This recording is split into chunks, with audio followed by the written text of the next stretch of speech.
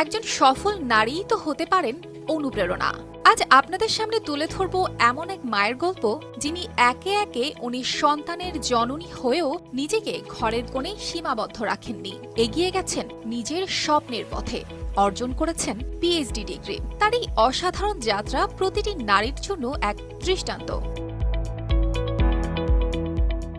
বিয়ে এবং সন্তান জন্মানোর পর অনেক নারী স্বপ্নকে ভুলে গিয়ে আজীবন হাসিমুখে সংসার আর সন্তানদের যত্নে নিজেকে সীমাবদ্ধ করেন। বিশেষ করে মুসলিম প্রধান সমাজে নারীদের দায়িত্ব কেবল ঘরের কাজেই সীমাবদ্ধ রাখার চাপ বেশি। আমি নারী, আমি সব পারি, এই কথাটা যেন শুধুমাত্র সৌদি নারী হামদা আল রুয়াইলির জন্যই। তিনি সমাজের চেনা ধারণাকে ভেঙে দিয়ে 10 ছেলে ও 9 মেয়ের মা হয়েও সংসার সামলানোর পাশাপাশি পড়াশোনা চালিয়ে পিএইচডি ডিগ্রি অর্জন করেছেন।